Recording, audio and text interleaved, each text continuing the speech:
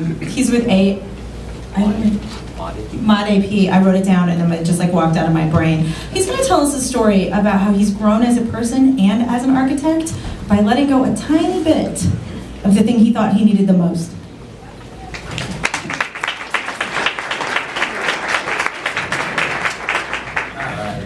Good evening, everyone. So I'm going to take you back to 1994, Chicago, Illinois, my sophomore year of high school. It's the first day of class and my teacher is handing out our class schedule for the year. And as soon as I look at it, I realize she's given, the class that I have is an architectural drafting class. What? That's not what I wanted to be. You see, I knew exactly what I wanted to be. I wanted to be an engineer, an electrical engineer. See, my parents were first-generation immigrants, and for them, success meant one of three career choices: doctors, lawyers, or engineers. I would say IT, but 1994, there wasn't really an IT field. So I chosen engineering, just like my uncles, and out of 29 of my cousins, 25 of them are either engineers or doctors. So you see, my path was already set. And there's a few lost souls in there too, but we won't talk about that. Anyways, so I knew exactly what I wanted to do, and going back to that first day, when I realized that that wasn't the class that I needed to take for my curriculum, I ran straight to my counselor. I said, hey, you know, I really can't be taking this class. I need to be doing classes that are related to engineering, not this architectural drafting foo-foo class. Anyways, I think I spent 3 weeks every single day talking to them, but unfortunately, they weren't able to change my class, and they said, you're stuck. Okay, well, I started taking this class. Day by day, I'm actually enjoying it, and I'm having a lot of fun, and I'm actually good at it. But I'm having this struggle inside because, you know, first of all, I'm not supposed to be taking this class, and then I'm enjoying it and having fun and I'm good at it. Well, I got good to the point where my professor enrolled me into a competition, a statewide competition. And I built an architectural model that was that 1/3 in the city of Chicago. And it was displayed at the Museum of Science and Industries for a couple of weeks. I actually got there and they gave me a trophy. You know, it was still a struggle that I was enjoying this and I was having fun, but eventually I kind of gave in and I decided to take drafting and architectural drafting for the next 2 years, but I didn't tell my parents. You know, because I felt like I was going to disappoint them, and I just felt a little, again, I just felt embarrassed or just didn't want to disappoint them. Well, come senior year, I got to have a discussion with my parents. Why? It's time to pick colleges. It's not engineering college that I'm going to, it's an architecture college. So, what do?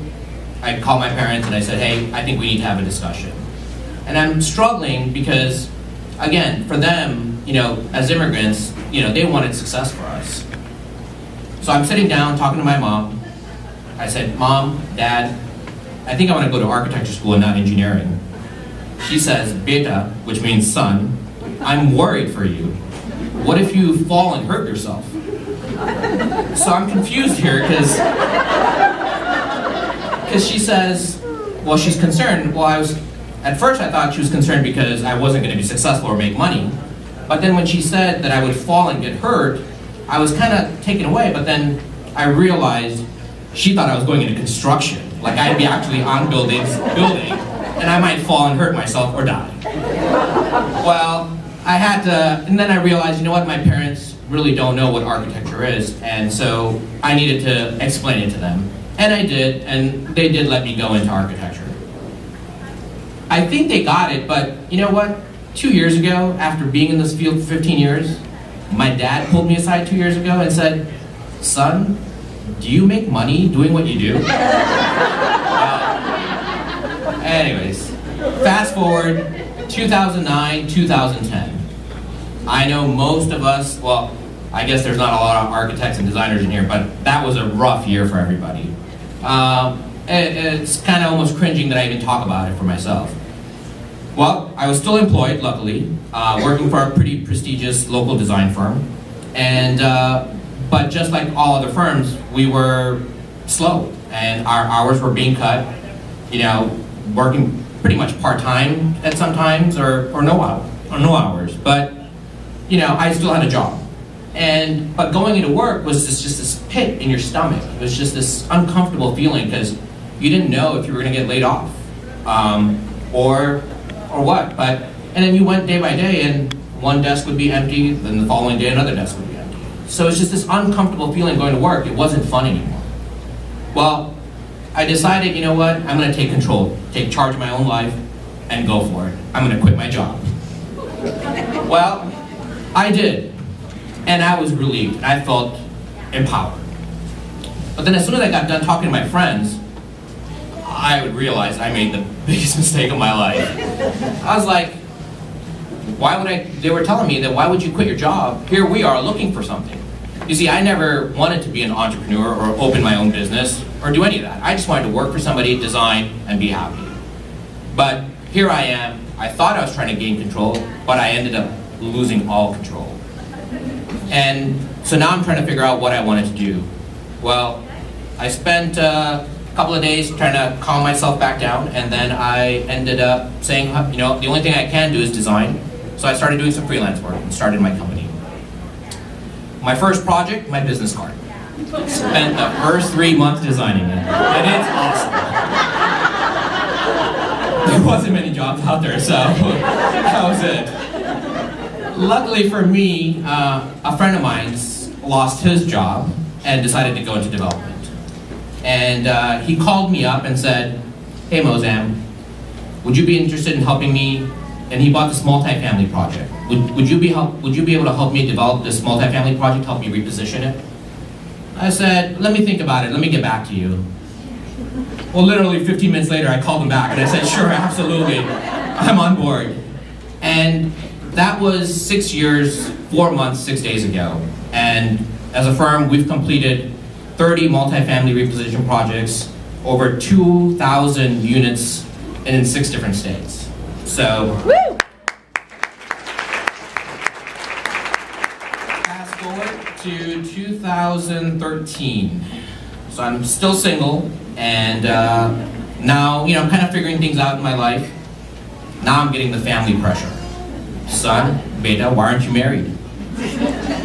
I've fought, I come from a pretty cultural background, but I've fought really hard throughout my life to not conform and kind of not go into the ways of the cultural where your parents are setting you up or getting an arranged marriage. So I spent a lot of time fighting that. But I'm getting a lot of pressure from my family at this point. So, to get my mom off my back, I said, "You know what, Mom? Okay, if you know anybody, why don't you go ahead and introduce me?" All right. For her, this was a challenge, right? So challenge accepted, she's on the roll, right? So I'm not really sure what she was thinking or how she did it, but this is what I can imagine is she's going through her entire phone book, calling every person that she knows that has an available daughter to set me up. Anyway, so she does decide to give me a few phone numbers. I call, it didn't really work out. But one day she gives me this girl, her name is Nudra, gives me her number and says, "Hey, why don't you give her a call?" So in order to, I didn't really want to fight with my parents about this whole issue, because like I said, I did fight throughout my life. Just like everybody else, I wanted to date somebody, fall in love, and then get married. So getting this set up with my parents wasn't something that was feeling good or feeling right. But I did call her. And she was supposed to be expecting my call. I call her, but it goes into voicemail. So now I'm kind of confused to whether leave a voicemail or do I not? Hey, what's going on? I left a voicemail. And a few hours later, she calls me back. Well, I did find out that the reason she let me go into voicemail is she wanted to find out if I had an accent, like if I was like fresh off the boat Pakistani guy or something like that. So she just wanted to make sure that wasn't going to happen. So that was it. So I did pass. And so she did call me back. And so as I'm talking to her, the first thing that comes out of her mouth was, "Hey, if you're looking for a very traditional girl that you find your parents hook you up with and then you're getting married, I'm not that girl." Sweet, awesome, this is perfect. This is exactly how I feel. Well, a month goes by as we're talking, and by the way, she is in Dallas, so we're just talking, we're on the phone. I fly out to go meet her. Now, this is our first date, And culturally, well, non-culturally, I would just go meet her and be done with it. But now, not only do I have to meet her, I have to meet her entire family, right? So this is pretty stressful and just not what I wanted to do, but I had no choice. I get there, I meet her family, we have a great time. You know, we had a good enough time to say, hey, you know what, we're gonna continue talking to each other and then see how things evolve and then we'll decide. I come back to Phoenix and 2 days later, I'm getting a call from both my mom and her mom. It's like, have you guys decided? It's like, decide what? It's like, she's like, are you guys gonna move forward or do you guys wanna take your own separate paths? And I'm like completely freaking out here because, like I said, we kind of got along, but not to the point where we're deciding to get married. Well, we were given an ultimatum by our parents. Either we make a decision or we go our separate ways. So here I am at the crossroads again, trying to figure out what should I do. You see, I had been in previous relationships and didn't really work out, so at this point in my life, I said, you know what, I'm gonna let it all go. I'm gonna let go of what I think I should be doing and just follow. And then just kind of take a leap of faith and trust my parents that they found somebody that's good for me. And, you know, and that we kind of get along too, so we're gonna take a leap of faith. Well, the following month, I flew my parents out to Dallas, and I flew myself out, and we got married. So this is 2 months into this discussion, right? Remember how she said she didn't really want to get married right away? We're getting married. Well, a week ago, we just celebrated our 3-year anniversary. And it's been, I couldn't have picked a better person in my life, or a person I could have even molded. She's that amazing, and I can't believe I found her, but I had to take a leap of faith. And what I've realized through some of these instances in my life is I've had to really let go of control. You know, as designers, we're always forced to know exactly what we're doing, the path that we're taking. But it's when I've let go of this control and these paths that I've predetermined for myself is when I have really achieved great success and found unconditional love. Thank you.